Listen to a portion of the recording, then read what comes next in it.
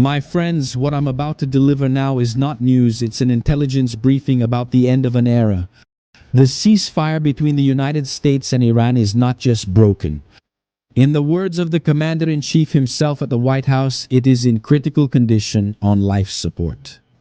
The scene they described in Washington's backrooms is cinematic and brutal. Trump was sitting down for lunch when he received the latest proposal from Iran. It was a document that the Iranians took 4 days to draft. He didn't finish his meal. He read the first paragraphs, called it garbage, and threw the paper back on the table. The message was clear. The era of passive negotiations is coming to an end, and what we have now is the prelude to the impact. Now look at the map. The Strait of Hormuz is the world's jugular. If that channel closes, the global economy suffers a heart attack in minutes. Iran knows that. Everybody knows. They don't have a conventional navy that can face an American aircraft carrier, but they have what we call power on paper. The Mosquito fleet, yes, we've talked a lot about that in the last videos and you guys like it. We're talking about a swarm of 500 to 1,000 fast attack boats armed to the teeth, hidden in coastal tunnels, deep bays and caves carved into the rock along southern Iran. Satellite images from last week show about 100 of these boats in tactical formation north of the Strait, near the coast of Kargil. They have cruise missiles at the ready, they have drones locked onto targets. Revolutionary Guard commanders are declaring on state media that their finger is on the trigger. They believe they can kill the giant by exhaustion with a swarm of insects that keeps stinging until death, but they made a fatal miscalculation. They think that Trump will fight their war, but what's happening is that Iran is betting everything on a saturation tactic. They want to create such chaos that the political and economic cost of keeping the strait open becomes unbearable for the West. And Iran's proposal is very clear. They want to be the owners of the Strait of Hormuz. And now whoever wants to pass will have to pay a toll. But in the end, the truth is that they just activated a defense system that doesn't depend on diplomacy but on decimation algorithms. Before I show you how the math of destruction was recalculated, I need your technical insight. Do you think Iran's swarm of speedboats can really close the strait? Or will the United States turn the Gulf into a metal graveyard in 24 hours? Comment below. Subscribe to the channel, turn on the notification bell, and like the video. It takes a lot of work to bring this to you. Iran's secret plan is based on invisibility. They use the rugged geography of the coast to nullify the American long-range advantage. They believe that by hiding in caves they are protected from traditional surveillance. But what they haven't realized is that Washington has changed the software of war. Trump posted an image on his social network. A gut punch to Tehran. The image shows MQ-9 Reaper drones, the silent exterminators, destroying Iranian speedboats with surgical precision. This is not just a post, it's a statement of doctrine. The Pentagon's military planners have stopped thinking about how to fight the swarm. Now they think about how to fumigate the Gulf. The MQ-9 Reaper and the AH-64 Apache are not just machines, they are the Reapers of this Mosquito fleet. The Reaper has massive ISR capability, intelligence, surveillance, and reconnaissance. It can stay in the air for hours, mapping every cave, every tunnel exit, and when the order is given, it fires the Hellfire missile. In its R9X version, this missile doesn't even explode. It extends 6 steel blades and turns into a flying propeller. It shreds the target without causing unnecessary collateral damage. It's the clinical application of defensive munitions. But there's a hidden partner in this game, the United Arab Emirates. On May 4th, while the world was watching Iran's provocations, something serious happened behind the scenes. Iran launched a barrage of 12 ballistic missiles, 3 cruise missiles, and 4 drones against the Emirates. They hit the oil terminal, the only bypass that allows Gulf oil to avoid the Strait of Hormuz. Iran tried to cut off the backup lifeline, but why the Emirates? Because in secret, Mirage jets from the United Arab Emirates had attacked the refinery on Levan Island weeks earlier. Abu Dhabi took the gloves off. Now the United States is not alone. They have one more regional ally who knows every cave and every tunnel in Iran. Iran thought it was playing. They're playing chess against one opponent, but now they've discovered they're surrounded on all sides. The trailer is over. The movie that's starting now is the coordinated elimination of the entire Mosquito fleet in a single shockwave. Now let's take it down a notch because the numbers don't lie. Iran's Mosquito fleet is mainly made up of the Paycup and Zulfikar classes. These are 14-ton diesel-powered boats capable of reaching speeds of 92 kilometers an hour. They're small. They're fast and hard to detect by conventional radar because they travel very low on the waterline. They carry Chinese Khazar or Nor 802 missiles. Yes, China is always providing the fireworks for someone else's party. The Iranian strategy is a swarm. They attack in large numbers, hoping that the American defense will become saturated. But that's where math comes in. In a recent action, on May 4th, the American military proved that the Iranian theory is a paper tiger. In just 12 minutes, 6 of those boats were sent to the bottom of the ocean. 12 minutes to neutralize 6 units. If you apply that metric, the swarm of 1,000 boats disappears in less than a day of intense combat. But why is the disparity so great, you ask me? Because those boats have zero air cover. They have no organic electronic warfare capability. And the moment an AH-64 arrives, when an Apache or an A-10 Warthog enters the theater of operations, those boats turn into floating cheese graters. The Apache uses its TDIS PNVS system to lock onto multiple targets simultaneously. The 30mm cannon and Hydra rockets do the rest. Logistics also work against Iran. The attack on the Fujairah terminal was an act of desperation. That terminal handles 1.5 million barrels of oil per day.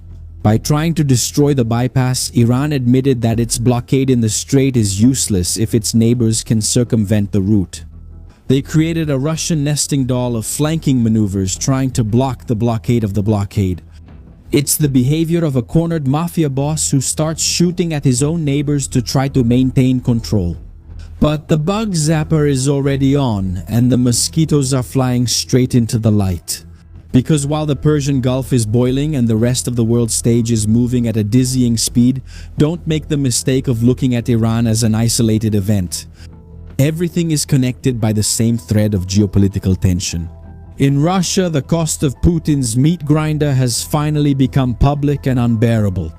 Independent outlets reveal that the number of Russian military deaths has already surpassed 352,000 since the beginning of the invasion. And that's not even counting the prisoners and the missing.